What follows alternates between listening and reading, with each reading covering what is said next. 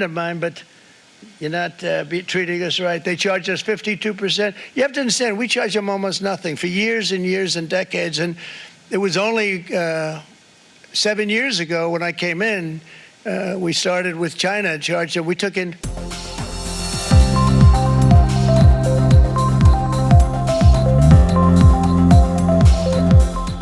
નમસ્કાર દર્શક મિત્રો, હોટલાઇન ન્યૂઝમાં આપનું સ્વાગત છે.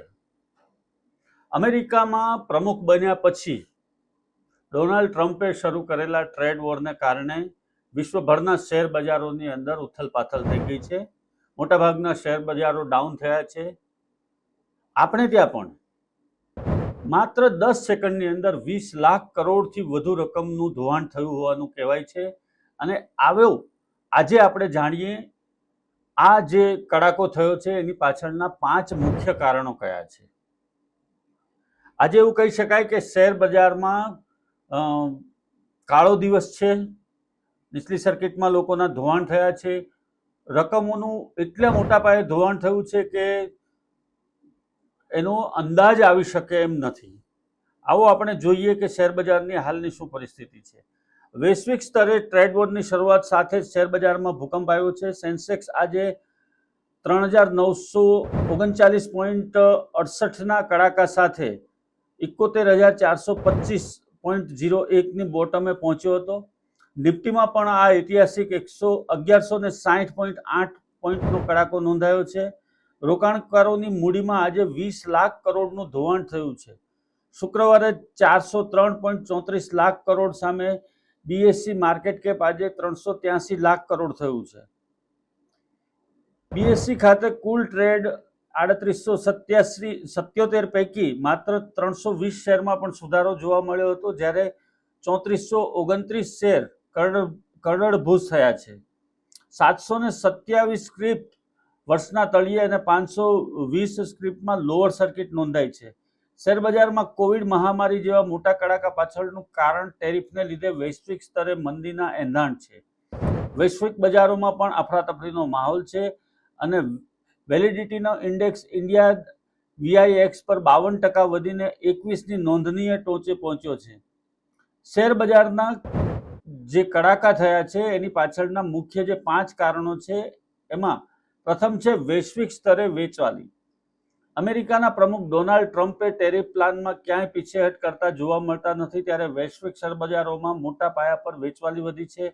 અમેરિકન સ્ટોક માર્કેટમાં કોવિડ મહામારી જેવી સ્થિતિ જોવા મળી રહી છે. ડાઉ જોન્સ 2231 પોઈન્ટ, નાસ્ડેક 962 પોઈન્ટ, જ્યારે એશિયન શેર બજારોમાં નિક્કેઈ 2370.25 ના હેક્સેસ 2445 પોઈન્ટ તૂટ્યા છે. યુરોપિયન સ્ટોક માર્કેટમાં પણ 5% સુધી ઘટાડો થયો છે, જેની અસર ભારતીય શેર બજાર પર પણ જોવા મળી રહી છે. ટ્રમ્પે ટેરિફના કારણે વૈશ્વિક સ્તરે આર્થિક મંદી તેમજ ટ્રેડ વોર મામલે સ્પષ્ટતા કરી હતી કે તેને આ નુકસાનની ચિંતા નથી, તે નમતું નહીં મૂકે. ટેરિફ એ અમેરિકાની આર્થિક સ્થિતિ માટે દવારૂપનું કામ કરશે અને એ જ સુચારુ વેપારી નીતિ બનાવશે. બીજું, ટેરિફ પ્રત્યે કડક વલણની અસર. ટ્રમ્પ સરકારે 180થી વધુ દેશોમાં ટેરિફ લાદવાનો પ્રત્યેક કડક વલણ અપનાવ્યું છે, જેનાથી બજારમાં ચિંતા વધી છે. અમેરિકા સાથે ઝડપી વાટાઘાટો મારફતે અનુકૂળ પરિણામોની અપેક્ષા નકારાત્મક રહી છે, જેને પગલે ભારતીય શેર બજારમાં ચાલતું નાણાકીય વર્ષ પ્રથમ ત્રિમાસિકમાં વધુ ઘટવાની આશંકા માર્કેટના નિષ્ણાતો વ્યક્ત કરી રહ્યા છે. આર્થિક મંદીનો ભય. ત્રીજું કારણ એ છે કે ટ્રમ્પના ટેરિફને કારણે ચીન, કેનેડા જેવા દેશોએ જવાબી કાર્યવાહી હાથ ધરવાનું શરૂ કરી દીધું છે, જેની સામે વિશ્વભરમાં ટ્રેડ વોર શરૂ થઈ ચૂક્યું છે. ટ્રમ્પના ટેરિફના કારણે ફુગાવો વધશે, જેથી કોર્પોરેટના નફા અને વપરાશ ઘટશે. પરિણામે વિશ્વના દેશોના આર્થિક ગ્રોથ પર અસર થશે જ. જેપી મોર્ગને અમેરિકા અને વૈશ્વિક મંદીના અંદાજે 40%થી વધારી અને 60% કર્યો છે. અમેરિકાની ટ્રેડ નીતિના કારણે મોંઘવારી વધશે, પરિણામે મંદીમાં પણ વધારો થશે. ગોલ્ડમેન સાચે ભારતનો જીડીપી અંદાજ પણ ટ્રમ્પના 26%, રેસિપ્રોકલ ટેરિફના કારણે 6.3%થી ઘટાડીને 6.1% કર્યો છે. ચોથું, એફપીઆઈની વેચવાલી. ગયા મહિને કેશ સેગમેન્ટ ખરીદી વધ્યા બાદ ટ્રમ્પના ટેરિફને કારણે એપ્રિલમાં એફઆઈ ફરી પાછી વેચવાલી શરૂ કરી છે. વૈશ્વિક સ્તરે આર્થિક અનિશ્ચિતતાઓ વચ્ચે એફપીઆઈએ એપ્રિલમાં અત્યાર સુધીમાં કુલ રૂપિયા 13,730 કરોડનું રોકાણ પાછું ખેંચી લીધું છે. જે ભારત ટ્રમ્પ સરકાર સાથે ટેરિફ મામલે કોઈ ઉકેલ નહીં લાવે તો એફપીઆઈની વધુ વેચવાલી પણ નોંધાઈ શકે છે. પાંચમું મહત્વનું કારણ આરબીઆઈ એમપીસીની બેઠક. આરબીઆઈની દ્વિમાસિક મોનિટરી પોલિસી બેઠક આજથી શરૂ થઈ છે. 9 એપ્રિલના રોજ આરબીઆઈ વ્યાજના દરોમાં વધુ ઘટાડો કરે એવી સંભાવના છે, જે જીડીપી ગ્રોથને ટેકો આપશે. વૈશ્વિક અસરો ઉપરાંત આરબીઆઈની જાહેરાત પહેલા સ્થાનિક રોકાણકારોએ સાવચેતીનું વલણ અપનાવવાની હાલ નવી ખરીદી અટકાવી છે. વધુમાં આ સપ્તાહથી ચોથા ત્રિમાસિક પરિણામો પણ જાહેર થશે.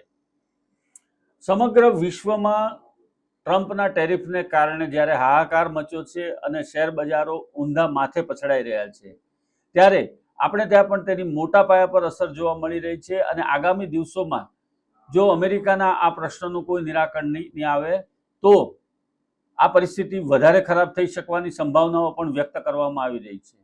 ટૂંકમાં શેર બજારમાં રોકાણ કરનારાઓ માટે હાલમાં લાલ બત્તી સમાન કિસ્સાઓ સામે આવી રહ્યા છે અને એક પછી એક સર્કિટો ડાઉન થઈ રહી છે.